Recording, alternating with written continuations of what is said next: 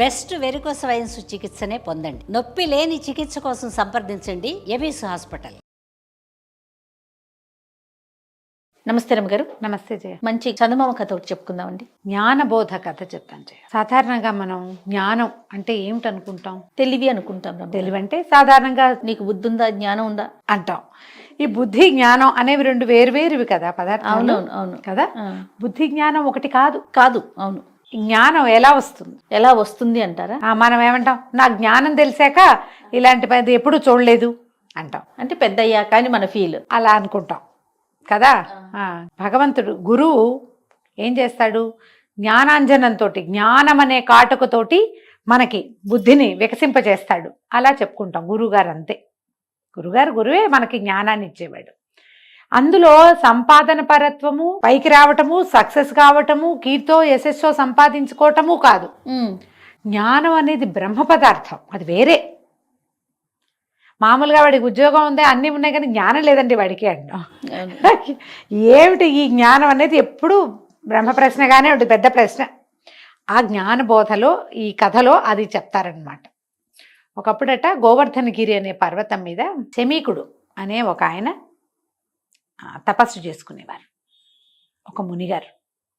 అయితే ఈయన తపస్సుకి కూర్చునే ముందు ఎంతరో పెద్దవాళ్ళందరినీ, యోగుల్ని, తత్వజ్ఞుల్ని, వాళ్ళని వీళ్ళందరితోటి మాట్లాడి డిస్కస్ చేశాడు. జీవన సాఫల్యం అంటే ఏమిటి, ఒక జన్మకి సార్థకత. ఈ జన్మకి సార్థకత కోసం ఎంతమందితో మాట్లాడినా ఇదే అని ఇదమిద్దంగా ఆయనకి తెలియలే. ఆ జ్ఞానం కోసం తపస్సు చేయాలని చాలా మంది పెద్దవాళ్ళు సెలవిచ్చారు. ఆయన తపస్సు చేసుకోవటం మొదలుపెట్టాడు. ఆయన ఏళ్ల తరబడి తపస్సు చేశాడు. జలభక్షణ, వాయుభక్షణ మాత్రమే చేస్తూ కూడా, ఒట్టిగా నీళ్లే తాగుతూ తపస్సు చేశాడు, ఒట్టిగా గాలే పీలుస్తూ తపస్సు చేశాడు, ఒంటికాల మీద నిలబడ్డాడు, ఎర్రటి ఎండలో నుంచున్నాడు, అగ్నుల్లో నుంచున్నాడు. ఈ తపస్సు వల్ల ఆయనకి సొలేసు లభించాల, అంటే శాంతి కలగల, నిరాశ నిస్పృహానే ఉండేవి ఆయనకి. ఏమిటి ఈ జీవితానికి సార్థక్యం? పుట్టాము, ఇంతవాళ్ళే అయ్యాం, ఇంకా ఎప్పటికో దాకానో బతుకుతాం, జీవన సాఫల్యం ఏమిటో తెలియలేదు. చాలా దిగులుగా ఉండేది. రోజు భగవత్ ప్రార్థన చేసుకునేవాడు. ప్రార్థనలో నా జీవన సాఫల్యాన్ని నాకు తెలియచెయ్యి, అసలు జీవితానికి సాఫల్యం అంటే ఏమిటి, ఆ జ్ఞానాన్ని నాకు కలగజేయి. అయితే ఒకనాడు ఏమైందట, ఆయనకి తెల్లవారు నిద్రపోయి లేస్తుంటే ఒక పెద్ద వెలుగు కనపడిందట కంట్లో. తెలిసింది ఆయన. ఆ వెలుగులోంచి ఒక మాట వినపడింది, కొండ దిగి వెళ్ళిపో, నీకు ఒక పశువుల కాపరి కనపడతాడు, అతను నీకు జ్ఞానబోధ చేస్తాడు అని. ఆశ్చర్యపోయాడు. నిజమా? నాకు ఒకడెవరో జ్ఞానబోధ చేయడానికి ఒక మహానుభావుడు ఉన్నాడా అని అనుకొని నిద్రలేచి కాలకృత్యాలు తీర్చుకుని తపస్సును కట్టిపెట్టి కొండ దిగి నడవటం మొదలుపెట్టాడు. నడవగా ఎవ్వరూ కనపడలా. ఈ కొండ దిగాక పచ్చిక బయళ్ళేవో కనపడుతున్నాయి. ఆ బయళ్ళలో బోలెడని గుడ్లున్నాయి, మంద. ఆ గొడ్లల్లో ఒక ఆవు గేదె మీద కూర్చున్న ఒక 6-7 ఏళ్ల పిల్ల ఒకటి కనపడింది. పిల్ల ఉంది, గొడ్లు అన్నీ తిరుగుతున్నాయి, ఇంకే పశువులు తిరుగుతున్నాయి. ఒక పశువు మీద కూర్చుంది పాప, అది ఎదురుపడింది ఈయనకి. ఆ పిల్ల ఈయనకేసి వింతగా చూస్తుంది. ఈయన కొంచాన్నాళ్ల పాటు తపస్సు చేసి అట్టలు కట్టి కేశ సంస్కారం లేకుండా ఉన్న జుట్టు, మనిషి ఎండుకుపోయి ఉన్నాడు, కళ్ళు మాత్రం జ్యోతుల్లా ఉన్నాయి. కానీ ఈ జీబుగా ఉండి ఆ పాత నారబట్ట కట్టుకున్న ఆ బక్కటి మనిషికేసి ఆ పిల్ల వింతగా చూస్తాం. ఆయన పశువుల కాపరి అని చెప్పింది కదా దైవస్వరం, ఆ స్వరం కోసం, ఆ స్వరం చెప్పిన మనిషి కోసం వెతుకుతూ ఇంకా ముందుకు నడిస్తే ఇంకా కొన్ని పశువులు వస్తున్నాయి. వాటి వెనకాల నుంచి ఒక మూతక పంచ కట్టుకున్న ఒక కాపరి హాయిగా పిల్లను గ్రోవి ఊదుతూ తిరుగుతున్నాడు, కనపడ్డాడు ఆయనకి. ఆ పిల్లని గ్రోవిలో వాడు ఎంత మైమరిచిపోయి ఉన్నాడంటే ఆ సౌండ్ వింటే ఈయనకు కూడా మైమరిపి వచ్చింది.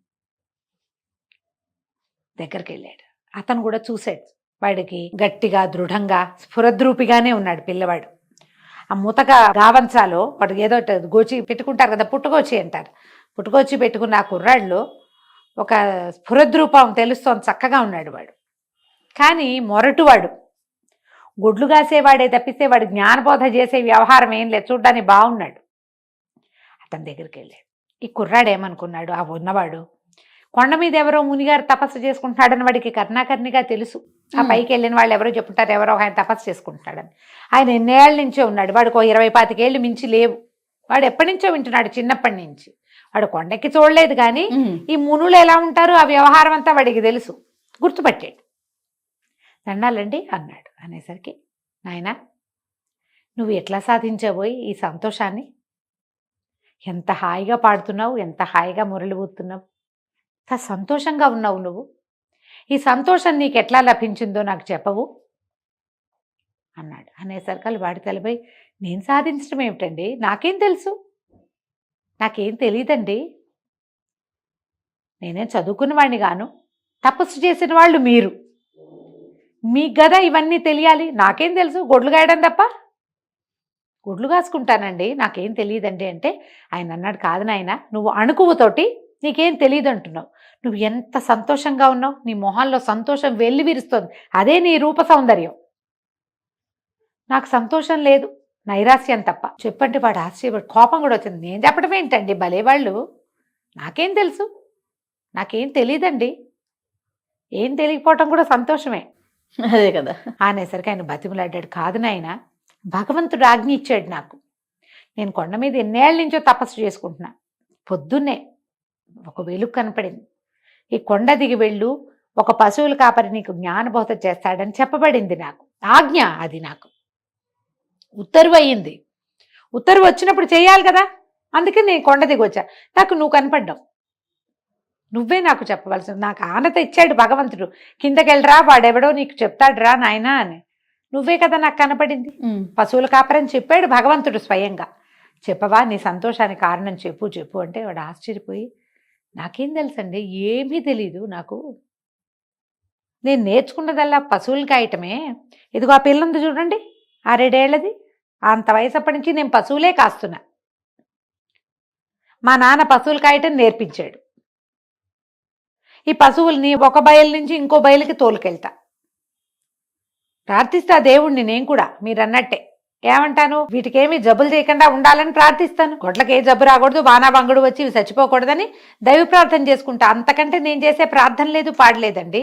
ఇదిగో పిల్ల ఉందిగా, దానికి ఇప్పుడు గొడ్లెట గాయాలో నేర్పిస్తున్నాను. నేను నేర్చుకున్నా మా నాన్న దగ్గర, ఆ పిల్లకి నేను నేర్పిస్తున్నాను అన్నాడు. అనేసరికల్లా ఆయన అన్నాడు, ఋషి గారు ముని అడిగాడు, ఆ పిల్ల ఎవరు, నీ చెల్లెలా మీ కూతురా అని అడిగాడు. అడిగితే చెల్లెలు అనుకోవచ్చు, కూతురు అనుకోవచ్చు అండి దాన్ని. అది నిజాన్ని నాకెవరూ కాదు. దారిదోపిడి దొంగలు వచ్చి దీని అమ్మ నాన్నని చంపేశారు. ఇది 4 రోజుల పసిగుడ్డు. మరి దాన్ని అట్ట ఏం వదిలేస్తామని తీసుకొచ్చా. ఓహో, మీ అమ్మ ఎవరో పెంచారా అన్నాడు. మీ అమ్మకో అక్కయ్యకో అప్పచెప్పే వాళ్ళు పెంచారా అని అడిగాడు.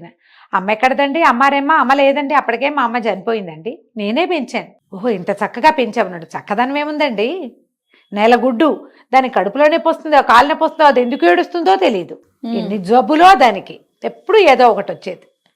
అట్లాగే నానా కష్టాలు పడి సులువుగా పెంచల, నానా తంటాలు పడే పెంచారు. అది గుమ్మడికాయలాగా పెరిగింది చక్కగా. ఇగో ఇప్పుడు ఇంత అయింది పిల్ల. మా నాన్న లేడు, నేనే పెంచా పిల్లని, అది నాతో ఉంటుంది. ఆయన ఆశ్చర్యపోయాడు. ఏమిటి, ఆడదిక్కు ఎవరూ లేకుండా పిల్లని పెంచావా, నువ్వు ఇంత కష్టపడ్డావా, ఏం ప్రతిఫలం ఆశించి చేసావు అన్నాడు.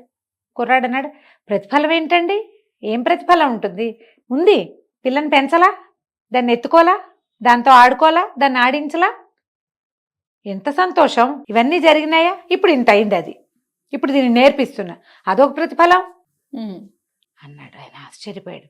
అట్లా కళ్ళు మూసుకున్నాడు.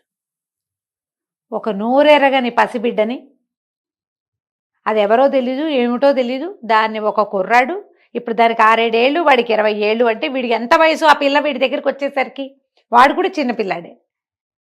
ఓ పిల్లని పెంచి దానివల్ల తనకి ఏమొస్తుంది అన్న ఆలోచన కూడా లేకుండా ఇంతకంటే ఏం కావాలంటున్నాడు. పిల్లని పెంచితే కష్టాలు, ఇప్పుడు మన పిల్లల్ని పెంచడమే మనం కష్టపడిపోతాం, ఒక పిల్లని పెంచడానికి చస్తున్నాం అనుకుంటాం, అవును అంటున్నావా. అప్పుడు అతనికి అర్థమైందనమాట. ఆయన, నాకు ఇప్పుడు తెలిసింది నాయన, ఏ ప్రతిఫలాపేక్ష లేకుండా జీవించటమే జ్ఞానం. అది ఏది ఆశించకూడదు, మన వల్ల ఇతరులకి ఏ ప్రయోజనం లభించచ్చో అదంతా లభింపజేసేయాలి, ఇచ్చేయాలి వాళ్ళకి. అదే కదా సంతోషం. నేను సంసారంలో ఉంటే వాళ్ళందరికీ నేనేదో చెయ్యాల్సి వస్తానని, అంతేగా ఓ సంసారంలో ఉంటే ఎన్ని చెయ్యాలమ్మా, అవును. ఎంత చేస్తే అవుతుంది, అవన్నీ నేనెందుకు చెయ్యాలని, ఇంకా ఏమిటో ఈ జీవన సాఫల్యం కోసం నేను తపస్సు చేశాను రా నాయన. ఏ తపస్సు చేయకుండానే నువ్వు నీ జీవన సాఫల్యాన్ని పొందావు. నీ వల్ల ఒక ప్రాణి పెరిగి పెద్దదయ్యి రేపొద్దు నీ గొడ్లది కాసుకుంటుంది, అది ఇంకెన్ని జీవితాలకు ఆలంబన అవుతుందో. ప్రతిఫలాపేక్ష లేకుండా నువ్వు చేయటం వల్ల అదెంత చేస్తుందో రేపు, ఇప్పటికి ఎంత చేస్తోందో ఆల్రెడీ. ఇది కదా జ్ఞానం అంటే. నాకు అర్థమైంది, ఇతరులకి ఉపయోగపడటమే నిజమైన జ్ఞానం. వాళ్ళ నుంచి ఏం వస్తుంది అని కాకుండా వస్తూ ఉంటాయి కొన్నిటికి. ఇప్పుడు ఈ కథ ప్రకారం మనం ఇలాగే చేయాలని కాదు, ఇతరుల దగ్గర మనం వస్తూనే అంటే బార్టర్ సిస్టమే నడుస్తుంది జయ. ప్రపంచమంతా వ్యాపార సంబంధాలే, అంతా కూడా అన్ని వ్యాపార బంధాలే. కానీ ప్రతిఫలాపేక్ష లేనివి, పుణ్యం వస్తుందన్న ఊహ కూడా లేకుండా చేసేవి కొన్ని చేస్తుంటాం కదా మనం. అవునండి, అవును. వాటిని పెంచాలి, అవి పెద్దవి చేసుకోవాలి. ఏ ప్రతిఫలమూ అక్కర్లేదు మనకి. ఎందుకు, ఎవడో రోడ్డు మీద పడ్డాడు, వాడిని లేవదీసావు, వాడి దారిని వాడు పోయాడు, నీ దారి నువ్వు వచ్చావు, అంతే. ఒక తాత్కాలికమైన ఐడియాతో చేస్తాం. రేపొద్దున ఎప్పుడైనా నువ్వే పడ్డావు, ఎన్ని గంటల పాటో ఉండిపోయావు, చచ్చి చెడి లేచి వచ్చావు. నీకు ఎలాంటి ప్రశ్నలు వస్తాయి మనుషులకి, వాళ్ళు ఎవరికి నేను సహాయం చేశాను, ఇవాళ నా సాయం చేయడానికి ఒక్కడు రాలేదు అనిపిస్తుంది. అది తప్పు. ఆ రోజున సాయానికి వెళ్ళటం మన పద్ధతి, ఇక్కడ లేకపోతే లేకపోయింది. మనము ఈ ప్రశ్నలు నేను ఆ రోజు చేశా కాబట్టి నాకు ఈ రోజు రావాలి అనే ధోరణి ఆ తప్పు. మనం మామూలుగా పెద్దవాళ్ళు ఏం చెప్తారంటే, ఒరే నువ్వు ఎవరికో ఎక్కడో సాయం చేస్తావు, నీకు కావాల్సిన సాయం ఇంకెక్కడి నుంచో లభిస్తుంది అని చెప్తాం. అది చేస్తే ఇది వస్తుంది అన్నది ఒక సాధారణ వాక్యమే కానీ రావాలని నువ్వు అనుకోకూడదు, ఆ నియమం పెట్టుకోకూడదు. ఆ ప్రతిఫలాపేక్ష లేకుండా జీవించటమే నిజమైన జ్ఞానమ సిద్ధి, అదే జ్ఞానం. ఇది తెలుసుకుని ఋషిగారు ఈ ఆనందంతో, నాకు తెలిసిందిరా నాయన, నువ్వు ఇంత సంతోషంగా ఉంటానికి కారణం నాకు అర్థమైంది. నీకే ప్రతిఫలాపేక్ష లేదు, హాయిగా ఉంటావు నువ్వు. నేను కూడా ఇంకా హాయిగా ఉండటానికి ప్రయత్నిస్తానని ఋషి వృత్తి మానేసి ప్రపంచంలోకి వెళ్ళిపోయాడు. ఈ కుర్రాడికి అర్థం కాలే ఆయన ఏం చెప్పాడు, వాడు క్యాజువల్గా చేస్తున్నాడు అంతే. వాడికి ఇందులో ఉన్న మతలబు, అందులో ఉన్న మర్మం తెలీదు, అవంతా తెలీదు. వాడు రకంగా హాయిగా జీవిస్తాడు, వాళ్ళు ఎవరికి కావాలంటే వాళ్ళకి సహాయం చేసేస్తాడు. వాడి దారిని వాడు హాయిగా పిల్లల్ని కూడా ఊదుకుంటూ వాడు గడుపుకుంటూ ఉంటాడు. కథ కంచికి మనం ఇంటికి. ఎంత బాగుందో, ఎంత నీతుందో కథలో. నమస్తే అమ్మగారు. నమస్తే జయ.